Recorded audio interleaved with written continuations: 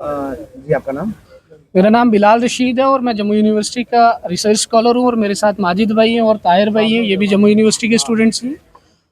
आज हमने मीडिया को जम्मू यूनिवर्सिटी में इनवाइट इसलिए किया था कि रजौरी में एक बडाल विलेज है, उसके अंदर में पिछले 45 दिनों में 15 मौतें हो गई हैं। उस पर बात करने के लिए पिछले 45 दिनों में इस तरह की अभी तक कोई बात नहीं आई। क्या हो रहा है, किस चीज़ पे पर्दा डाला जा रहा है? अभी तक भी जो मेडिकल बुलेटिन आ रहा है, ये जो खबरें आ रही हैं, डॉक्टर्स जो बता रहे हैं वो यही बता रहे हैं कि मिस्टीरियस इलनेस की वजह से हमने 15 जानें गंवा दी। तो हम उस मिस्टीरियस जो वर्ड है, हम ये चाहते हैं, हम ये डिमांड रखते हैं आप प्रेस के माध्यम से कि उस मिस्टीरियस वर्ड से पर्दा उठाया जाए।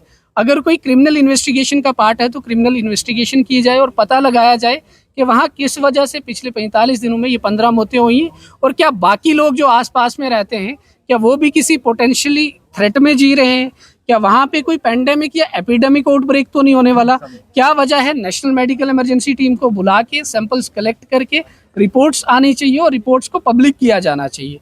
इस तरह से हम एक इतने बड़े देश में और जहाँ पे मेडिकल साइंस की इतनी एडवांसमेंट हो जाए, 45 डेज तक हम इस तरह से पर्दादारी नहीं देखना चाहते।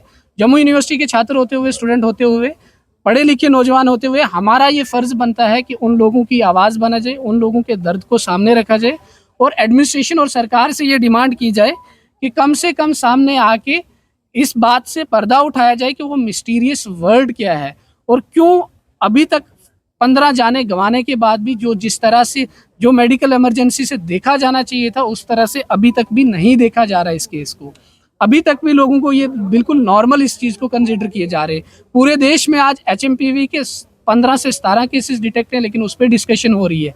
कोरोना वायरस की वजह से जब 15 मौतें हुई थी पूरे देश में हाहाकार मची हुई थी। तो यहाँ क्या वजह है कि वो जानें इतनी सस्ती हैं कि उन पर कोई बात नहीं कर रहा?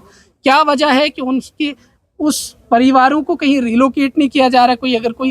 अगर कहीं पे कोई क्रिमिनल इन्वेस्टिगेशन है और सरकार ने शुरुआत कर ली है तो वो कहाँ, स्टेटस क्या है, किस जगह पे, उस पर भी अपडेट किया जाना चाहिए। अगर नहीं किया तो स्टार्ट करना चाहिए क्रिमिनल इन्वेस्टिगेशन का पार्ट भी, क्योंकि आज जो हमें सूचना मिली है आपको मैसेज करने के बाद, वो ये सूचना मिली है कि चीफ सेक्रेटरी साहब ने कोई मीटिंग कॉल की और उन्होंने ये बताया कि वहाँ पे ये डिस्क्लोज किया कि कोई वायरल या बैक्टीरियल इन्फेक्शन नहीं है। न्यूरोटॉक्सिन, इस जो डेथ्स ये सारी हुई हैं उन डेथ्स की कॉज की वजह जो है न्यूरोटॉक्सिन्स हो सकते हैं। तो न्यूरोटॉक्सिन्स का सोर्स क्या है ये भी सरकार को पता करना चाहिए, मेडिकल इमरजेंसी टीम को नियुक्त करके। और वहाँ पे अगर कोई एपिडेमिक या पैंडेमिक आउटब्रेक होने की सिचुएशन है तो वहाँ पे लोगों को रिलोकेट करना चाहिए और सेफ जगह पे, ताकि उन गरीब परिवारों को कम से कम पता चल सके यहाँ हो क्या रहा है, यहाँ चल क्या रहा है।